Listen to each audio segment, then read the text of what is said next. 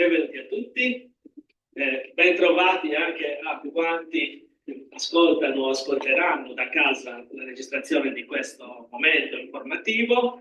Con noi sono Carlo Bellisai e Filippo Lunesi del Movimento Non Violento, che è un movimento col quale qui ha, diciamo, da sempre una forte vicinanza, un'amicizia costante e che propone una campagna alla quale aderiamo anche noi, anche se diciamo collateralmente, che è la campagna di pressione delle banche armate, di cui loro vi parleranno nei dettagli.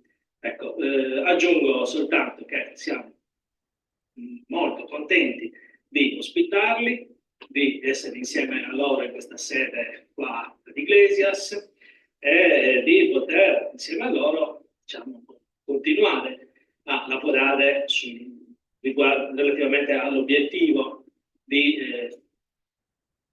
considerare, valutare il rapporto tra le banche, gli istituti di credito e la guerra, la militarizzazione del mondo, tutto ciò che in questo momento sta spingendo il mondo oltre l'orlo di un baratro che è ben visibile davanti a noi, rispetto al quale è necessario che tutti ci attiviamo nel modo più forte, più impegnato possibile, perché altrimenti insomma, la fine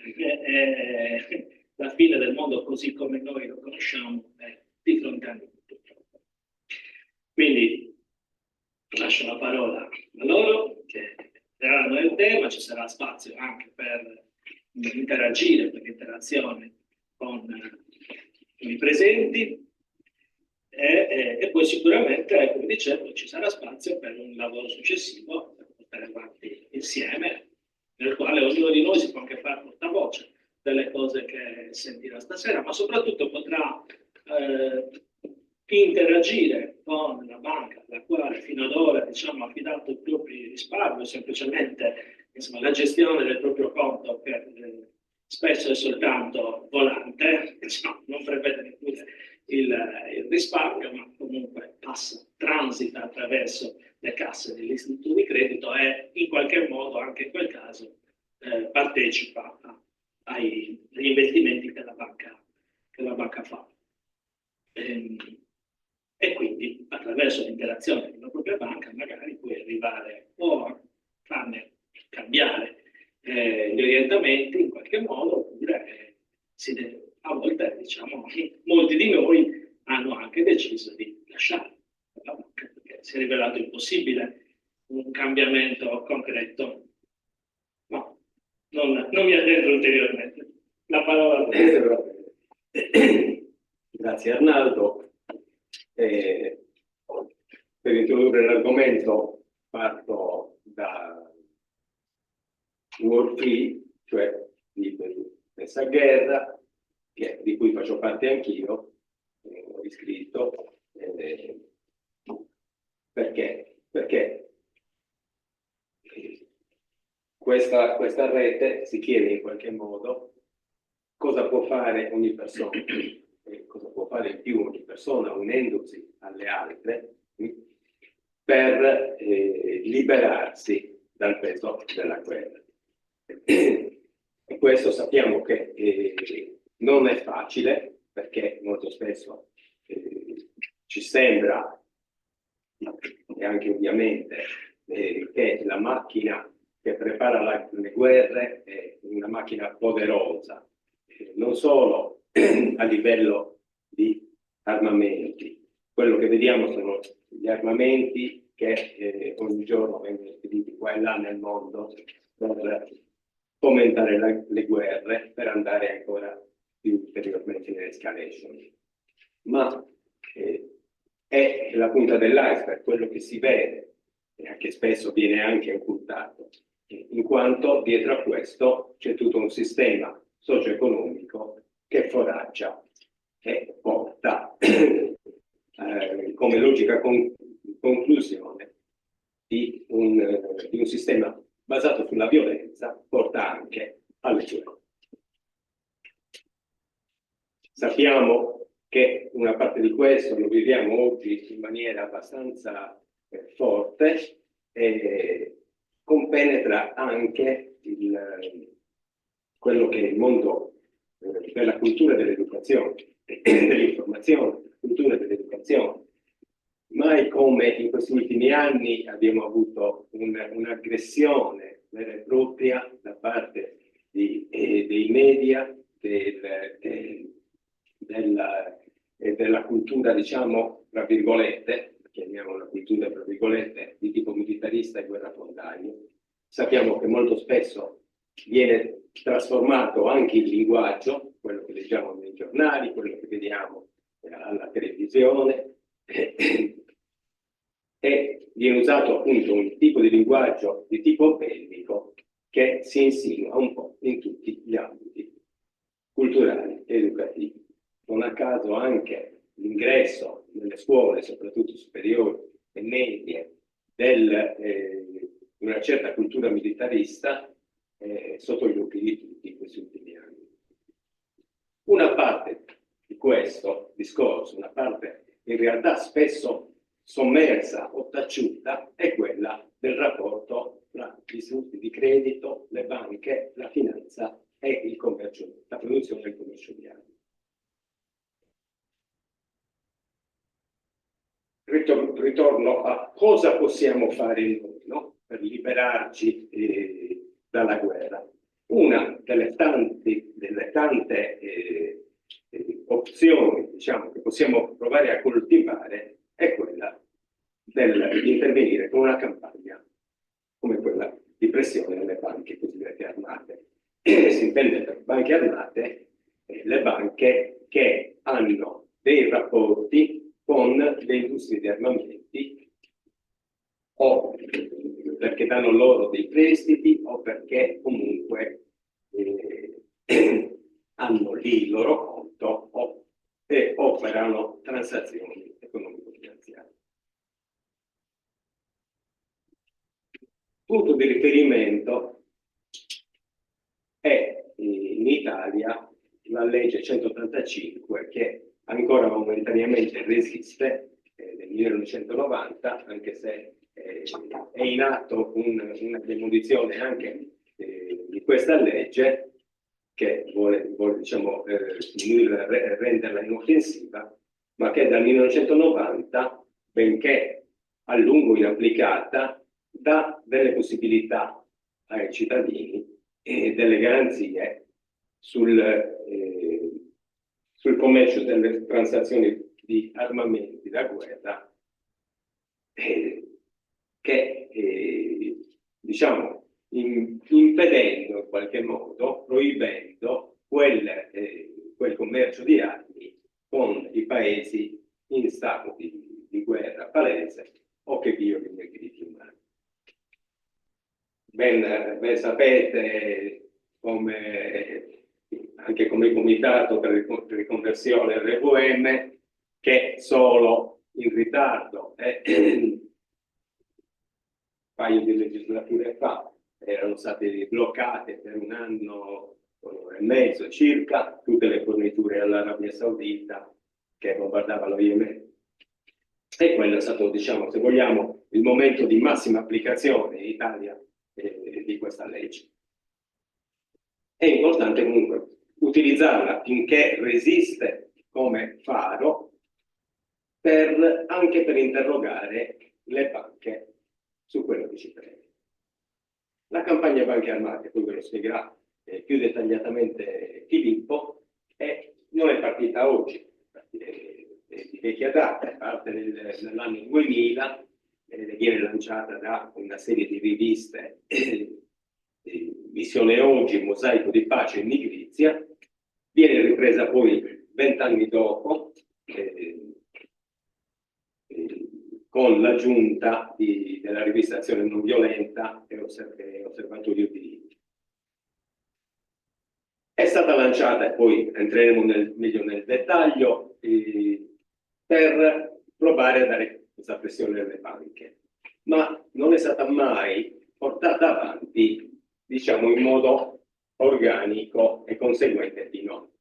diciamo che è stata lanciata un po' a pioggia. Ecco.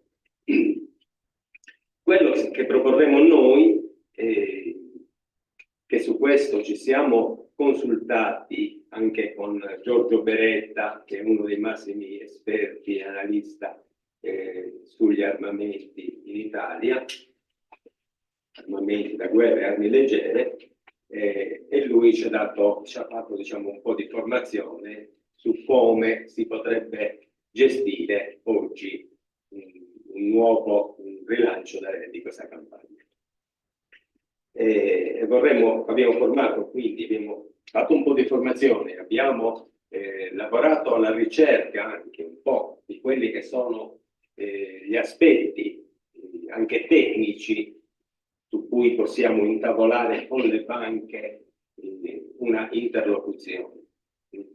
Quindi, perché questa campagna parte diciamo, da una interlocuzione alle banche, in cui chiediamo alcune garanzie riguardo appunto alla produzione, alle condizioni con produzione di armamenti, alla nostra banca o anche ad altri istituti di credito, questo lo vedremo dopo, e quindi attendiamo che la banca ci risponda. Ogni banca ha una sua policy, una sua carta etica, in cui elenca anche i principi a cui attenersi. E quindi in base a quello noi possiamo chiedere una maggiore trasparenza e quindi che ci segnalino anche le singole operazioni, anche se con una parte di privatezza che la banca tiene, ma molte informazioni la banca può darle anche ai cittadini. Campagna di pressione, che vuol dire non che vogliamo dichiarare guerra alle banche, ma vogliamo convincere le banche a utilizzare una carta etica che non preveda l'implicazione con ditte e aziende di armamenti, o quantomeno una dichiarazione di trasparenza riguardo appunto anche agli aspetti elencati dalla legge 185, cioè che almeno non ci siano interessi con aziende che vendono armi a paesi in guerra o che chiedono i civili. Va bene, quindi diciamo che abbiamo diversi livelli.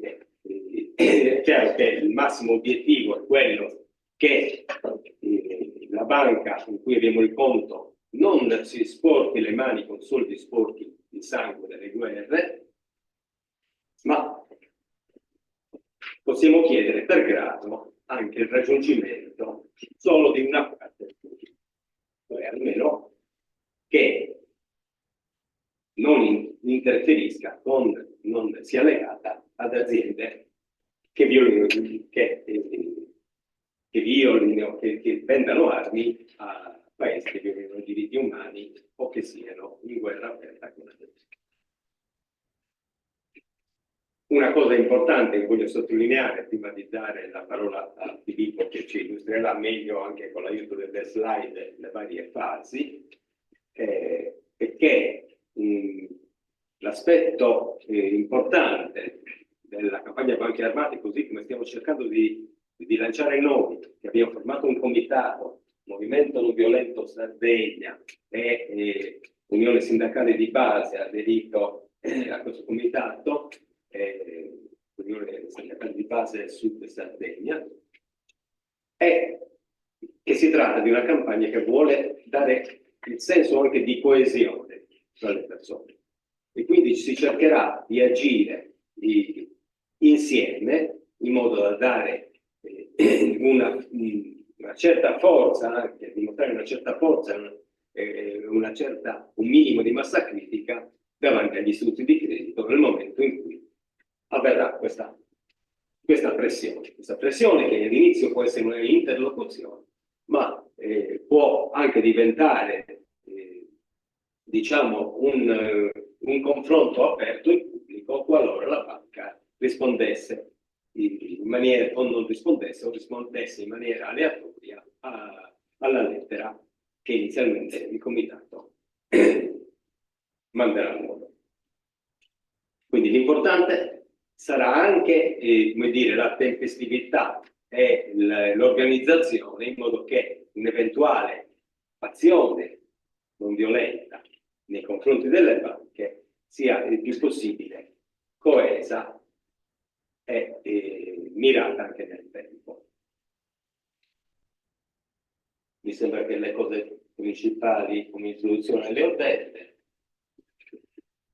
Poi sicuramente molte cose possono venire poi fuori anche dalle domande di chi ascolta la presentazione, sicuramente sempre qualche dubbio o qualche richiesta sempre venuta dal pubblico. Questa sarà la settima ottava di presentazione che facciamo, quindi.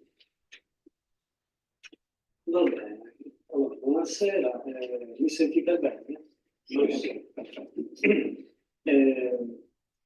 Usiamo le slide, le leggo in maniera tale che e mi fermo soltanto su alcuni punti che è necessario sottolineare.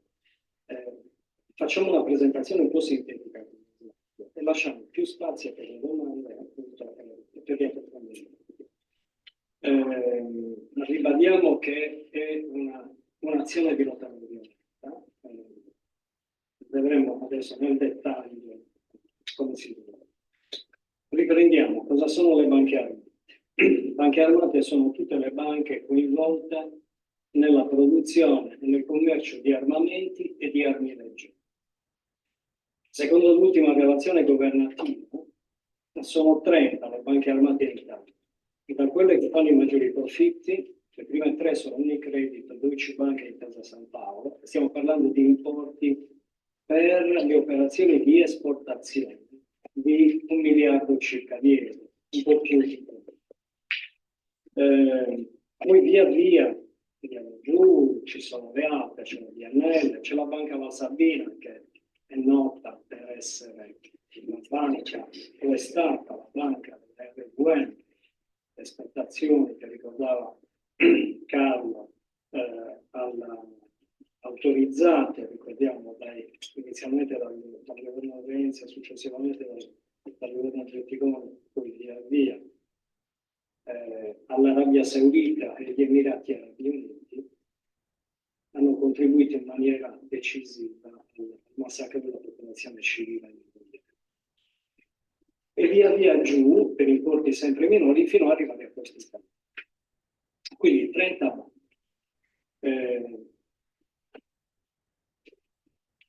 Chi sono i promotori? Andiamo un po' a vedere Nigrizia, Mosaico di Pace Missione Oggi, vale a dire la rivista dei missionari comuniani, dei missionari saveriani e Mosaico di Pace della sezione italiana di Pax Christi, che nel gennaio del 2000 lanciano la campagna in occasione del Giubileo. Quell'anno c'era stato, in concomitanza con il Giubileo, c'era stata una grande mobilitazione a livello mondiale per la cancellazione del debito dei paesi del sud del mondo. Debito in gran parte originato proprio dall'ingente spesa militare. Nel luglio del 2017, poi, la campagna si rivolge in maniera esplicita a Banca Valsabina, la banca del ci torneremo a questo. Nel luglio 2020 la campagna viene riproposta a 30 anni di distanza dalla nascita della legge 185 e a 20 anni dal primo lancio della campagna. E infine, nel febbraio di quest'anno, le 3 riviste rilanciano la campagna per contrastare il disegno di legge del governo che modifica radicalmente la legge 185, sostanzialmente svuotandola di ogni significato. Ci fermiamo un attimo sulla 185. La legge 185 regolamenta l'attività dello Stato, delle aziende e degli istituti di credito che operano nel settore degli alimenti. Si tratta di una norma innovativa che il Parlamento ha approvato nel 1990 dopo una grande campagna di mobilitazione del movimento pacifista e della società civile, inserendo per la prima volta criteri etici e non economici per la commercializzazione delle armi italiane.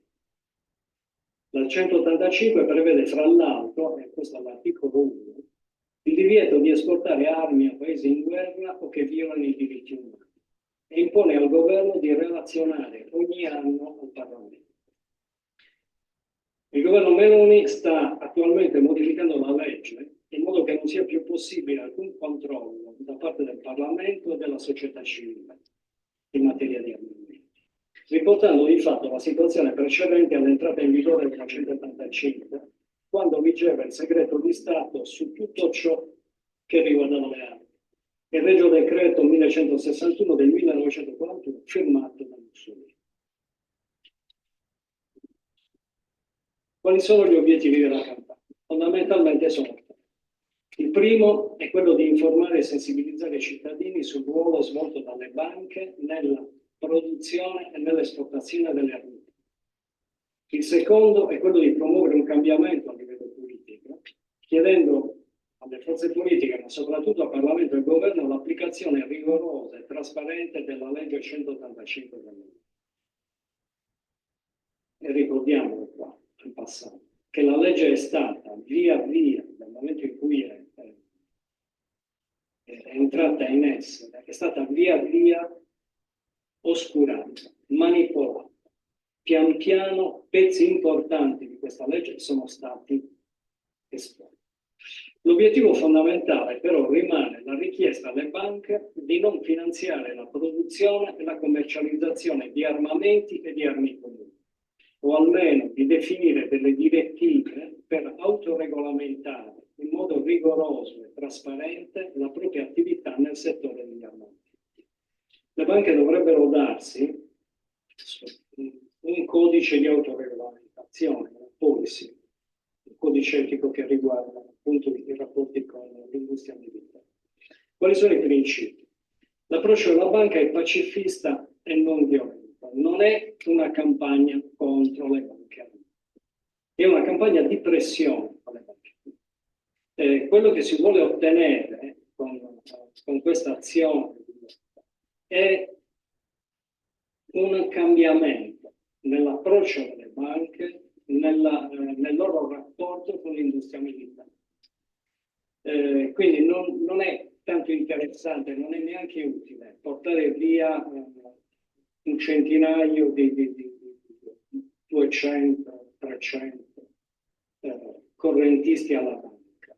E non è utile semplicemente perché la banca non gli fa né caldo né freddo. Però mettere, come dire, la banca di fronte alle proprie responsabilità in maniera pubblica e dover rendere conto, costringerla, spingerla, per questo la pressione, spingerla a rendere conto del proprio operato, delle proprie scelte etiche, in un momento anche estremamente delicato e critico come quello attuale. Questo sì, perché le banche tengono in maniera somma alla propria immagine, un'immagine di trasparenza, di serietà, di correttezza. Questo è il primo livello della pressione. L'obiettivo è quindi quello di ottenere un cambiamento da parte degli istituti. È un esempio. Sì, ricordiamo anche una cosa. Attualmente delle banche che abbiano scelto un codice di autoregolamentazione etico, trasparente e rigoroso, noi abbiamo banca etica. Okay. Però è una sola banca è poco. Bisogna che il problema etico che riguarda le guerre, gli armamenti, investa tutti gli istituti critici, per quanto possibile. Deve diventare qualcosa che si rifà, non limitato a poche e isolate scelte. Allora, vediamo un po' quali sono gli strumenti principali della campagna sono le lettere indirizzate alle banche. Abbiamo la lettera, che è una lettera riservata del comitato promotore. C'è poi la lettera aperta del comitato promotore e delle associazioni aderenti e c'è la lettera dei singoli correntisti. Quindi abbiamo già 3 livelli di pressione differenti che corrispondono a fasi diverse. La prima fase è una fase riservata. Il comitato promotore invia alle banche scelte, vediamo adesso quali sono quelle che abbiamo scelto per quanto riguarda la nostra azione, invia una lettera che è una lettera riservata, in cui si interroga la banca, le si chiede di relazionare sui propri rapporti con le fabbriche leali. Ma la banca precisiamo questo: si può chiedere tutto, eccetto quali sono le fabbriche che rappresentano. Questo è segreto professionale, ma per il resto si può chiedere tutto. Quindi, verso quali paesi vengono esportate le armi? Qual è l'importo? Quali sono le armi?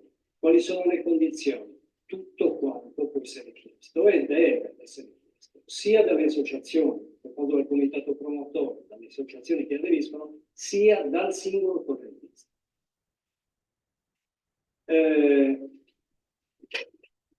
Questa prima fase è una fase interlocutiva. Quello che si cerca è un dialogo. Se la banca risponde in maniera positiva, cioè il dialogo continuo, si continua fin tanto che non si ottiene un cambiamento positivo, che può essere piccolo o grande. L'importante è ottenere un cambiamento nell'approccio della banca. Se la banca dovesse rispondere invece in maniera negativa, cioè non rispondere ad esempio, oppure rispondere come ha fatto la Banca Valsabbina nel 2017 alla campagna. La Banca Valsabbina non aveva una policy, non ce l'aveva. Il 448 hanno scritto una policy in cui praticamente si dice che le uniche armi vietate erano le atomiche, le armi di distruzione di massa, in sostanza quelle che sono già vietate dalla normativa internazionale. Quindi non è un codice, quindi è una regolamentazione. In questo caso, allora, se c'è una risposta sostanzialmente negativa, si passa alla fase pubblica. E quindi il comitato, insieme a tutte le associazioni che hanno aderito, lanciano pubblicamente la campagna, quindi con un sit-in, con comunicati stampa, eccetera, e con tutti i correntisti che hanno deciso di aderire. Quindi la fase pubblica, in maniera coordinata, insieme alla lettera del comitato e delle associazioni aderenti, ci saranno anche tutte le lettere dei singoli cittadini e cittadine che hanno deciso di aderire. Cosa si chiede alla banca? Alla banca si chiede se è coinvolta nel finanziamento e nella commercializzazione di armi, se ha un codice etico che disciplina la sua attività nel settore degli armamenti, quali sono i paesi di destinazione delle armi, se sono paesi in guerra o che violano i diritti, qual è la tipologia delle armi esportate, qual è l'importo delle operazioni di esportazione, eccetera. La lettera è molto bella. Ricordiamo che la lettera del correntista è stata preparata da Giorgio Beretta, quindi è una lettera tecnica, dice tutto. La lettera ai correntisti si chiude così: mi riservo il diritto di rendere pubblica la sua risposta, dalla quale dipenderà la mia decisione di continuare o interrompere i rapporti nell'istituto da lei. Questo è il successivo livello di pressione. Il primo è l'interrogazione alla banca, che deve rendere conto al comitato, alle associazioni, al singolo cliente del suo modo di operare. Il secondo livello è questo, cioè io mi riservo il diritto, uno, di rendere pubblica la sua risposta, e due, se questa risposta non mi soddisfa, allora cambio banca, rilascio. Le fasi sono quelle che ricordavo prima, vediamo nel dettaglio. La prima fase è questa, quella in cui siamo.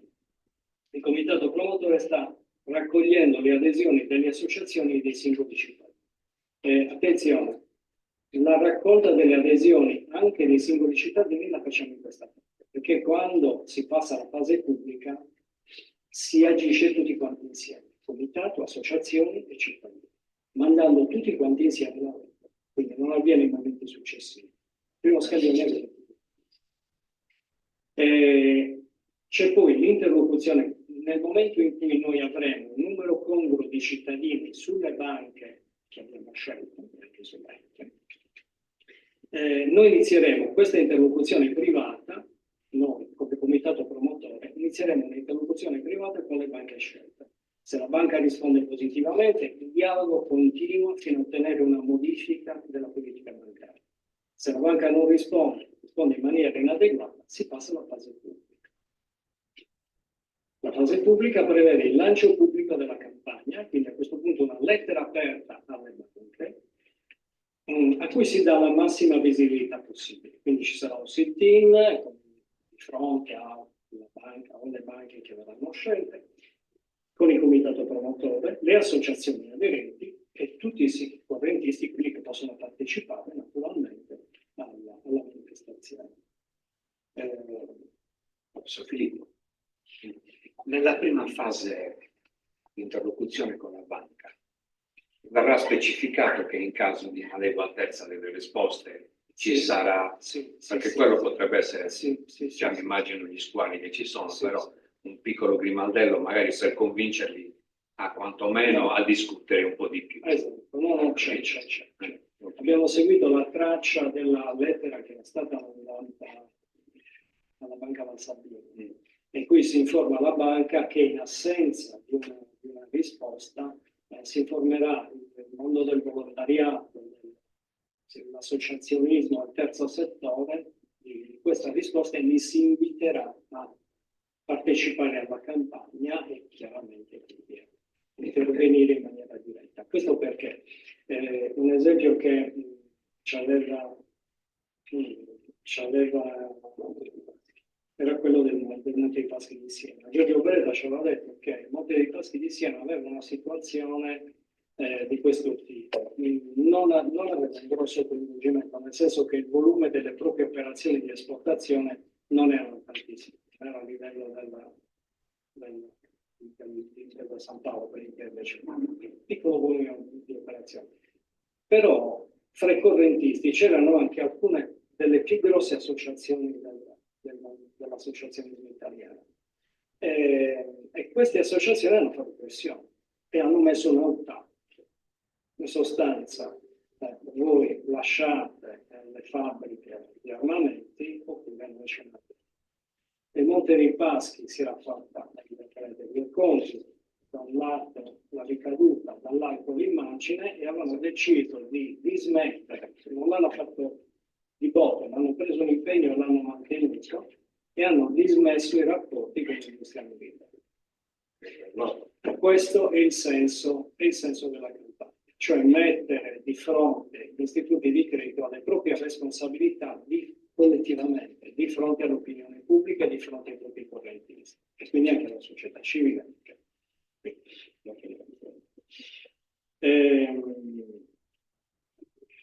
Abbiamo detto, quindi queste sono le fasi. L'adesione.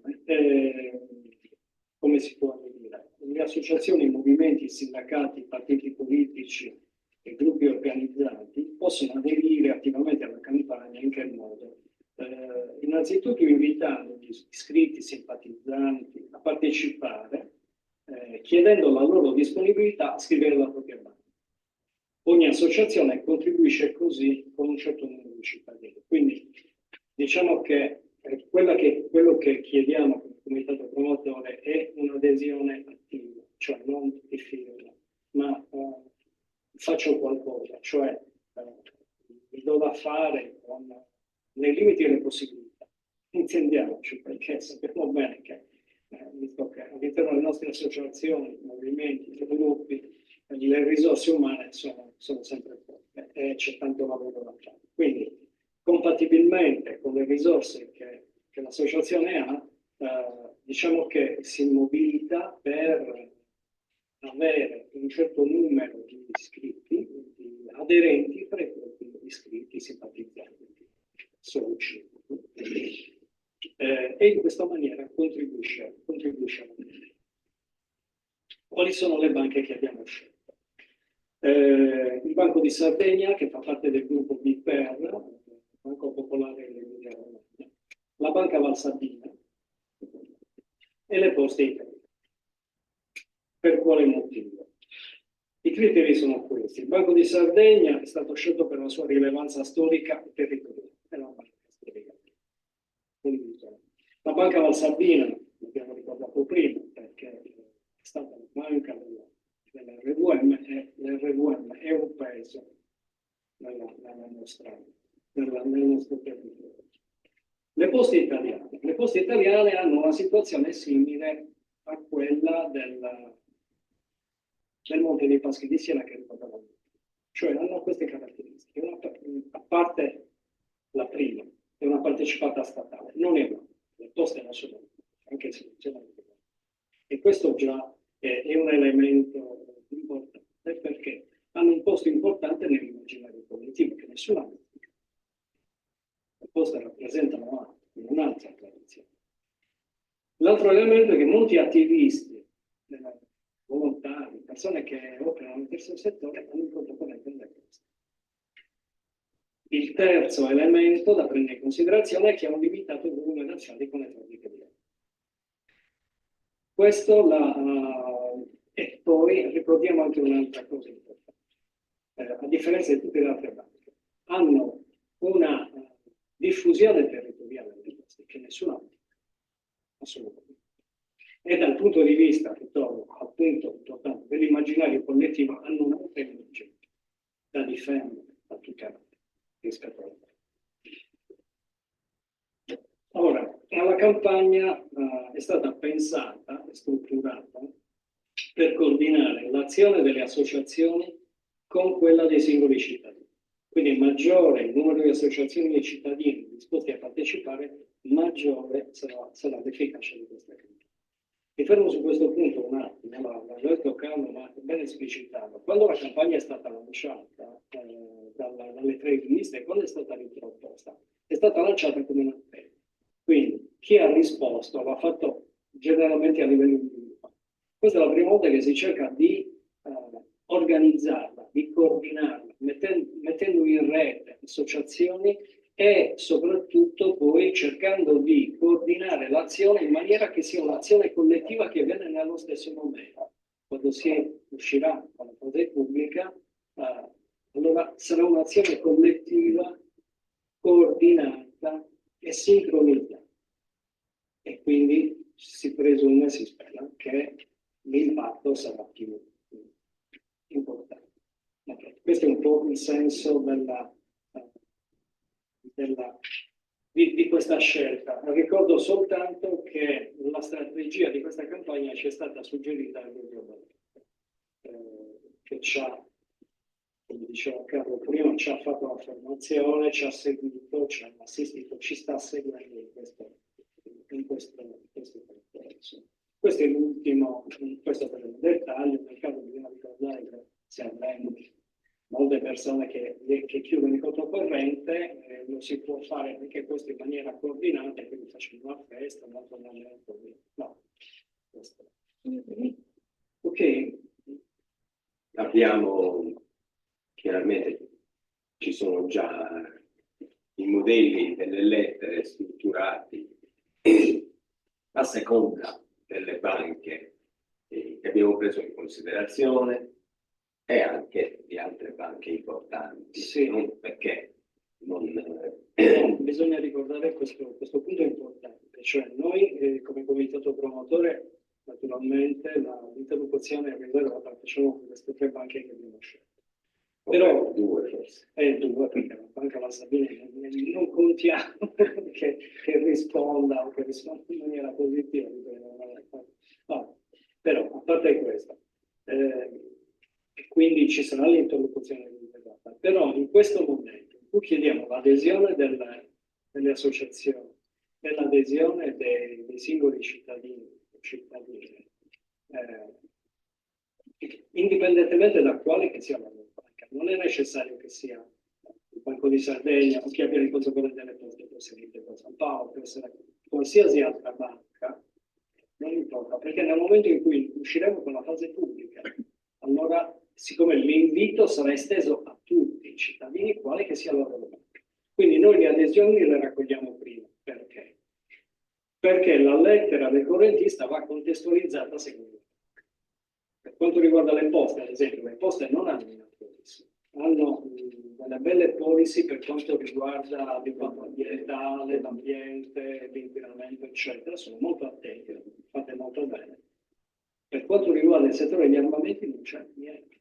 Quindi la lettera del correntista è esattamente quella che ha preparato Giorgio Beretta, dove c'è tutto, dove c'è esattamente tutto. Nel caso della Banca Valsapina, invece, lì, siccome ce l'hanno già, hanno già previsto che non finanzieranno né si presteranno a operazioni che riguardano le atomiche, le armi biochimiche, eccetera, quelle verranno tolte, tutto il resto ci sarà.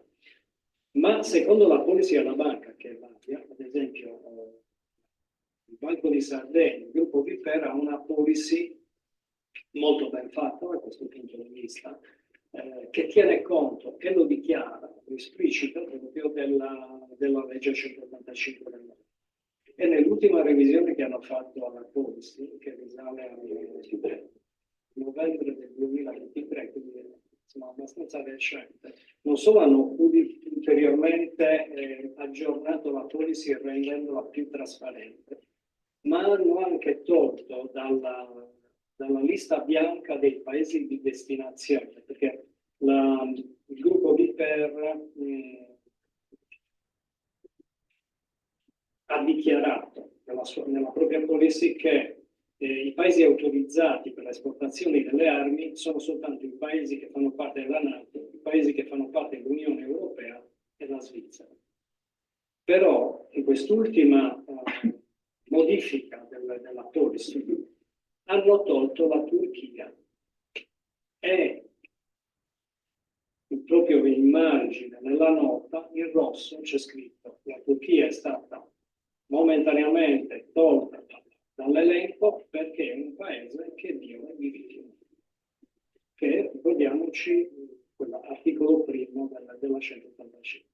Quindi in questo caso noi abbiamo una banca che di suo ha una policy attenta quantomeno alla legge. Poi è sempre una banca armata.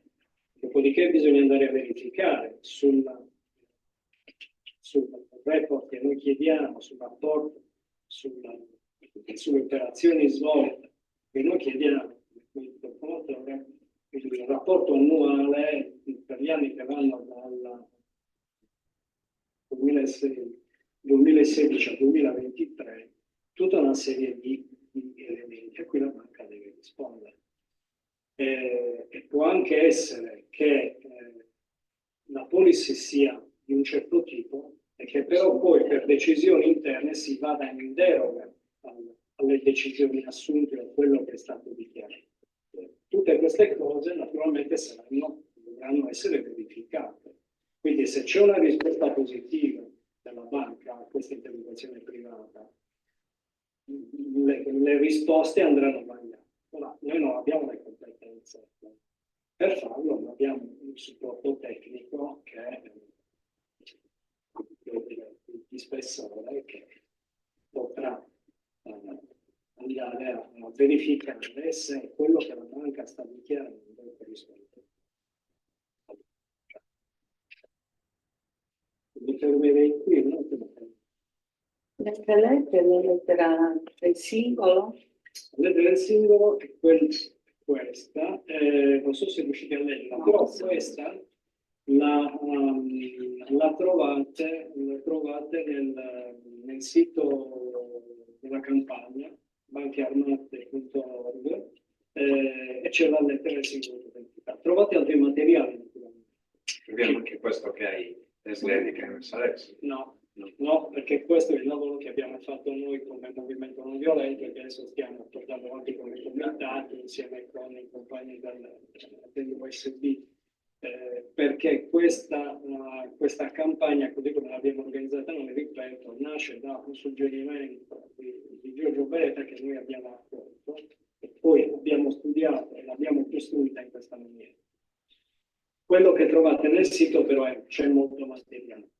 C'è la lettera del singolo correntista, ci sono le tabelle delle banche armate, di tutte le relazioni, non trovate le relazioni naturalmente che sono i madrilloni, lì dovete andare a cercare nei siti del Parlamento, Camera e Senato, però le tabelle, tutte le tabelle delle banche armate di tutti gli anni le trovate lì nel sito, quindi potete andare a verificare la vostra banca se è presente, in quale posizione si trova, qual è l'importo dichiarato di movimentazioni per quanto riguarda le armi. Una cosa importante da ricordare a questo proposito è che, apro una parentesi, il fatto che una banca non compaia nell'elenco delle banche armate non vuol dire che non sia una banca armata.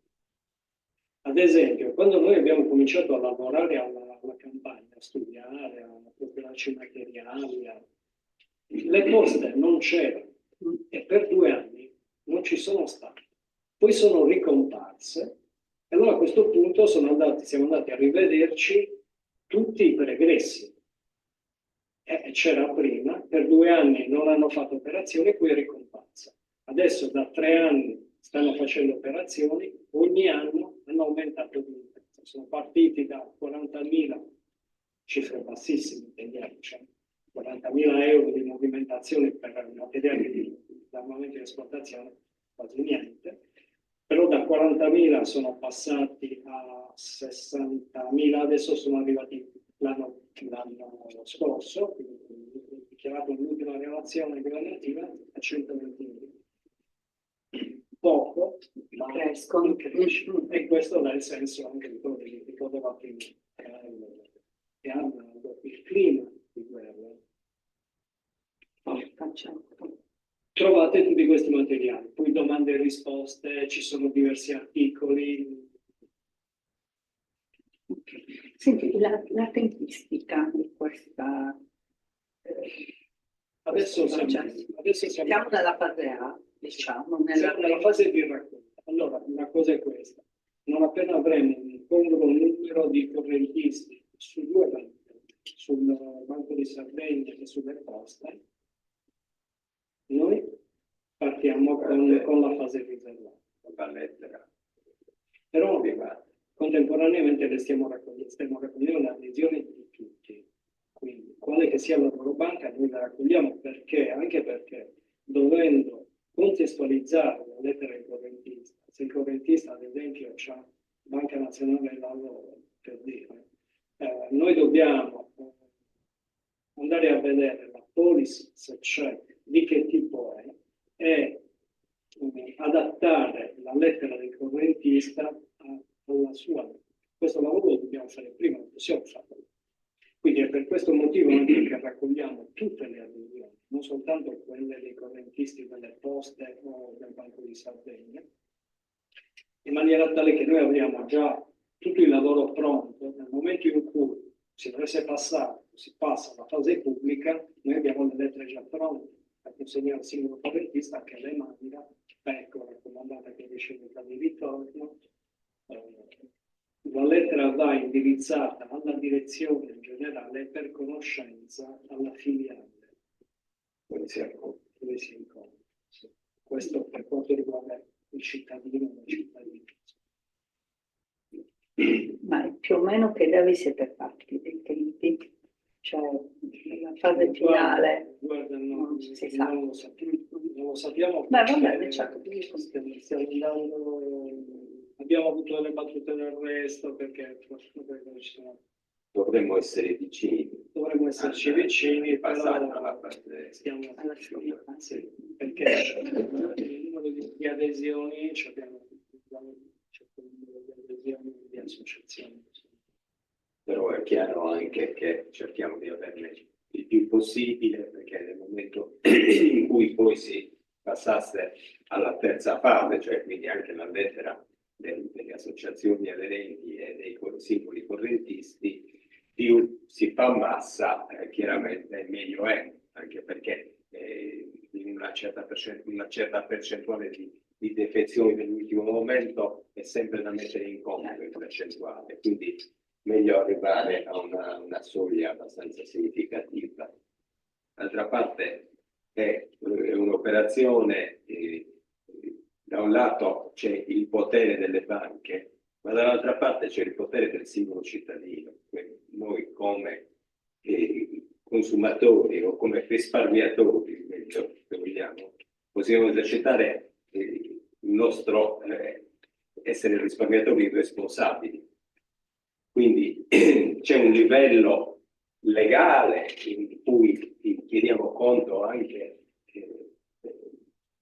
dell'Italia che ripudia la guerra e della legge 185, e c'è un livello etico in cui chiediamo conto anche di altro, perché non è che le armi che vengono vendute a Israele o all'Ucraina siano più pulite di quelle che vengono vendute all'Arabia Saudita, anche se non rientra in quelle liste ufficiali. Sì, queste sono tutte cose da verificare, perché le politiche governative, non soltanto dei governi italiani, anche dell'Unione Europea, sono pieno sostegno all'Ucraina, pieno sostegno a Israele, il che significa che le armi italiane stanno andando in questi teatri di guerra, che non sono soltanto teatri di guerra. Le violazioni dei diritti umani sono state denunciate in maniera pesante. Basta pensare all'ultimo episodio dei walkie-talkie, cerca persone in vita, no? Poi si è scoperto che praticamente le aziende che producevano quegli strumenti erano gestite dal Mossad. Sono state comunque in ogni caso infiltrate. Esatto, no, ma erano proprio di proprietà, cioè amministratori delegati o comunque presidenti, erano tutti agenti del Mossad. Quindi c'è da chiedersi anche fino a che punto si sono spinti e fin dove. Questo è il pericolo. Nonostante la Germania, notizia di oggi, che abbia bloccato l'invio di armi a Israele, tutto da verificare. È stato detto anche per l'Italia. Sì. Ci si è dimenticato, questo l'aveva detto il ministro Peroselli, si è dimenticato di dire che l'UAMA, cioè l'unità per le autorizzazioni dei materiali di armamento, che decide proprio in base alla 185 sulle esportazioni, si è dimenticato di dire che sono state bloccate le nuove licenze di esportazione di Israele, ma le vecchie sono rimaste messe. Sempre quello che sempre i depositi, stiamo svuotando i depositi delle armi, quindi è scontato che siano delle vecchiature di azioni. Però la modalità di comunicazione della notizia crea Certo. Scusi, ma quindi la dimensione della campagna non è solo regionale e nazionale? Allora, questa Perché è da come ho intuito è solo a livello regionale, o sbaglio? questa sì, però sta all'interno della campagna nazionale. Quindi c'è una campagna nazionale che Assolutamente sì. Però la campagna nazionale viene fatta con le modalità che dicevamo prima, cioè un appello delle 3 riviste a cui poi viene rilanciata periodicamente. Noi volevamo fare qualcosa di più organico, anche se più locale, che non vieta che ci possano essere dei rilanci a livello di altre regioni contemporaneamente, soprattutto là dove abbiamo anche le stesse banche, per esempio il BPR, c'è l'Emilia Romagna, Centro Italia, Toscana, forse italiane sono dappertutto, in caso di San Paolo se ne fa, si presterei anche a quello. Io voglio dire questo, nonostante come dire, questa campagna sia un aggiornamento di qualcosa che da tempo, no? Avete parlato prima della storia, quindi da tempo si è capito che un nodo anche delle guerre è appunto quello di verificare cosa fanno le banche. Nonostante questo, io mi rendo conto che è pressoché sconosciuto il tema, è pressoché pressoché sconosciuto, invitando a questo incontro, ma poi parlandone anche in altri momenti. Non lo so, è come se si volatilizzasse poi l'informazione. Oppure mi capita, io sono in banca etica, ho il bancomat, quindi arcobaleno. Quando vado a pagare mi dicono, ah che bella questa, questa che cos'è, come mai è così? Non è, sì, è abbastanza, come dire, l'informazione, ma non lo devo dire a voi che lo state facendo, deve essere capillare. Quindi mi chiedevo se ci può essere una modalità veloce di rimandare poi al sito, a un'analisi, cioè una comunicazione. Noi abbiamo fatto Ecco. questo, che poi che avrebbe questo scopo, una prima comunicazione un po' veloce, in cui poi rimanda anche a una mail del comitato promotore per ulteriori informazioni. Come strumento più agile. Ce l'avete su WhatsApp, per esempio, da girare su WhatsApp? Sul sito non c'è. Sì, ce l'abbiamo su WhatsApp, Sul sito non c'è. Se me lo girate su WhatsApp diventa più semplice, appunto, perché ognuno di noi magari può comunicarlo in maniera diretta senza andare così a fondo come siete andati voi, però suscitare sì, poi l'interesse ad approfondire, perché proprio manca la consapevolezza che esista questa cosa, che esista questa possibilità, cioè che con i nostri pochi soldi stiamo comunque contribuendo a qualcosa che secondo ci me piace. risponde anche un po' all'atteggiamento che forse culturale che in genere il cittadino ha nei confronti della banca. La banca viene vista come un monolite, come qualcosa di non impenetrabile, no? Mentre invece è proprio lì che dobbiamo riscoprire che abbiamo un potere da esercitare. Questo molto spesso Ma manca a volte anche la cultura manca un finanziaria. salto. Sì, Da parte certo. della popolazione italiana. Esatto, per cui uno vede la banca come un blocco. Quando ti fanno fare il famoso test, il CD o qualcosa del genere cioè, le risposte vengono suggerite, perché tanto se dipendesse dalla risposta reale dell'italiano normale, tutti noi le risposte sarebbero tutte sbagliate. Quindi penso che arrivare al punto di essere così consapevoli del fatto che una banca tra i suoi strumenti finanziari possa anche utilizzare finanziamento per la produzione, la commercializzazione e soprattutto l'esportazione di armi, anche perché all'italiano normale quando si rivolge alla banca si rivolge conto quello che c'è e quello che non c'è, il resto e finanziamenti possibilmente che non ti faccia mandare in perno. Questo, cioè, ma oltre come inteso come cultura generale dello Stato. Occorre promuovere un salto di qualità in questo senso. Sicuramente se si vuole cercare di andare oltre, arrivare a questi punti. oltre diciamo,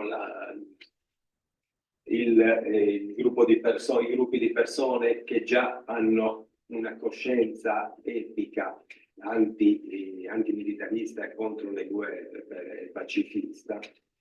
Se si va un po' oltre, ecco, troviamo un terreno che è ancora da fertilizzare.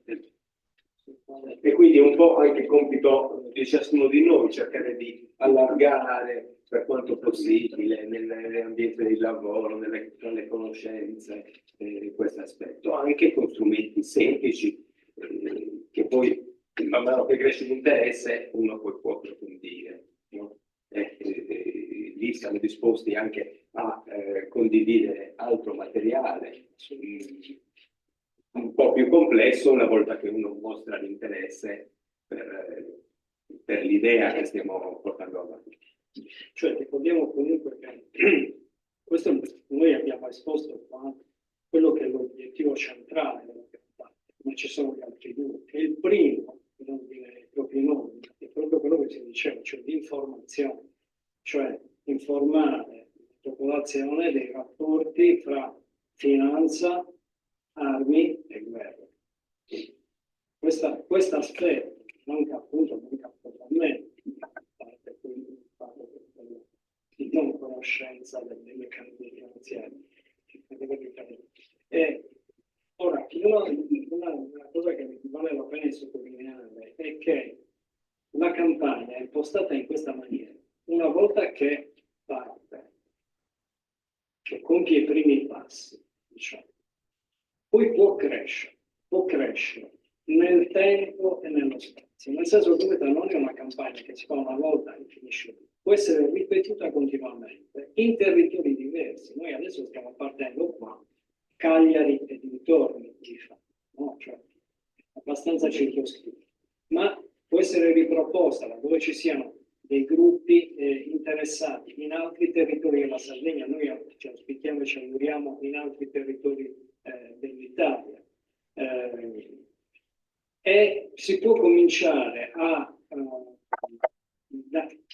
posto che questa è la direttrice principale, no? di realizzazione della campagna, ma parallelamente, man mano che cresce, speriamo che crescano anche le risorse in termini umani, di persone che ci si possono dedicare, aumentare anche il lavoro di informazione, sensibilizzazione e formazione, che è assolutamente necessario, perché questa nasce, si sviluppa all'interno di una parte della società civile che ha già consapevolezza, motivazione, disponibilità, no? Che già sacrifica parte del proprio tempo per le battaglie civili. Nasce qui, e nasce qui non a caso, nasce qui perché qui è terreno fertile. Diversamente sarebbe molto più lungo, molto più faticoso, e già è lungo faticoso. Però una volta che parte, che veramente comincia a mettere radici, allora veramente può cominciare a crescere. Praticamente, giustissimo il discorso sull'informazione che possa diventare più capillare possibile. Però dobbiamo trovare anche un equilibrio appunto dinamico tra l'informazione e l'azione, no? Perché laddove l'informazione potrebbe essere fatta per sempre, va bene? Cioè per un tempo veramente molto lungo, per quanto c'è da colmare come natura. Però d'altra parte c'è anche l'importanza dell'azione, cioè attraverso l'azione di pressione alle banche che poi troveremo una dinamicità di risposta o meno e potremo coinvolgere le persone su qualcosa di più concreto e tangibile, no?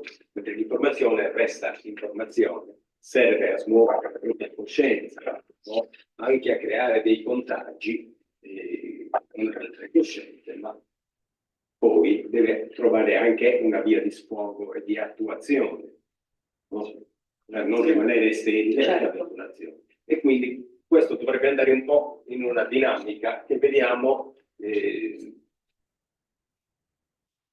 che dipenderà appunto anche da quello che si ottiene con la singola campagna territoriale. Ben venga se riusciremo poi un giorno a coordinarla anche tra più regioni e a livello nazionale. Diciamo che quello è un obiettivo più alto che possiamo porci quando potrà essere maturo. Però adesso andiamo a con il passo. Ecco, anche perché i tempi sono i tempi delle risorse finanziarie. Io intervengo per ringraziare intanto Scarlo e Filippo e anche il movimento non violento per averci dato modo, diciamo, di conoscere approfonditamente la campagna e di poterci unire a loro nel lavoro concreto. E volevo anche indicarvi altre due questioni, oltre alla, diciamo, questa azione di pressione sulle banche, altre due questioni aperte da molto tempo, ancora diciamo di interesse rilevante, a mio parere, a parere anche dell'associazione, cioè, che sono l'obiezione di coscienza al servizio militare di leva e è diciamo, la possibilità, poi vediamo cosa intendo per possibilità, di obiettare invece rispetto alla contribuzione fiscale alle spese militari. Rispetto alla questione della leva, molto brevemente, lì in fondo troverete 2 foglie su questi 2 temi, 2 documenti. Il primo proviene proprio dal movimento non violento. Io ebbi modo qualche tempo fa di diciamo, leggere la campagna che il movimento non violento sta facendo e aveva presentato allora rispetto alla obiezione di coscienza al servizio militare e di vedere in particolare quella che viene proposta come domanda di obiezione o dichiarazione di obiezione meglio.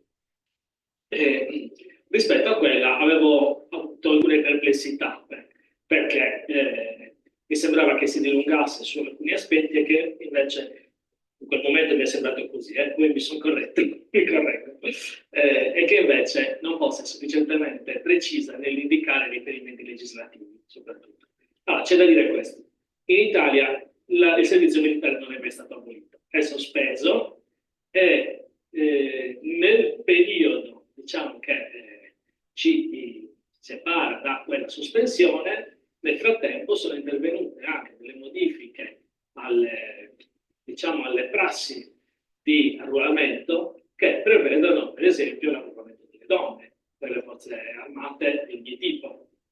E quindi, di conseguenza, dobbiamo immaginare, che abbiamo vissuto e sperimentato, che in caso di chiamata alle armi verrebbero chiamate tecnicamente anche le cittadine di sesso femminile. Per cui si amplia la base dei possibili coscritti e si complica anche il discorso di un'eventuale diciamo, risposta, sia in termini di accettazione della chiamata, sia in termini di obiezione. Si complica perché tutto ciò che comporta anche la parità di genere e le varie diciamo, possibilità che la legge prevede a favore delle donne, della maternità, per esempio, eccetera. Ma su questo non c'è da dire. L'unica cosa che voglio dire è, lì in fondo potete portarvi via, ci sono alcune copie, anche il foglio per la dichiarazione di obiezione e il foglio per la dichiarazione di obiezione alla spesa militare, che è una cosa ancora più complessa e quasi del tutto impossibile di fatto, concretamente, perché se prima diciamo,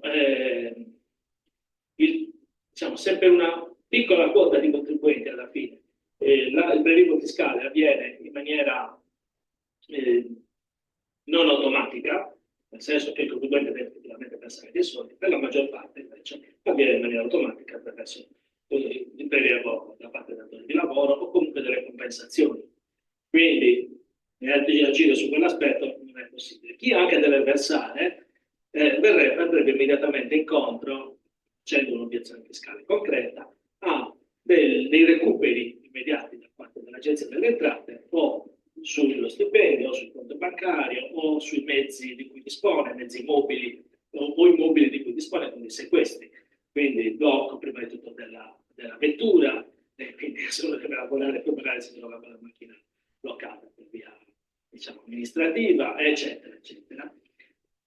Come veniva proposto prima, sino a qualche anno fa, la questione, si diceva, vabbè, allora fate una riduzione dell'imposta di piccolo importo, perché diciamo, fino a 20 euro l'Agenzia delle Entrate, il fisco, chiude un occhio, non si mette a mettere in piedi la macchina di pignoramento per importi così bassi. Sì, ok, può essere, però insomma, ciò vuol dire anche che passano anche non osservati, diciamo, passano, non vengono neanche rilevati azioni di questo tipo. Ok, detto questo, qual è la proposta?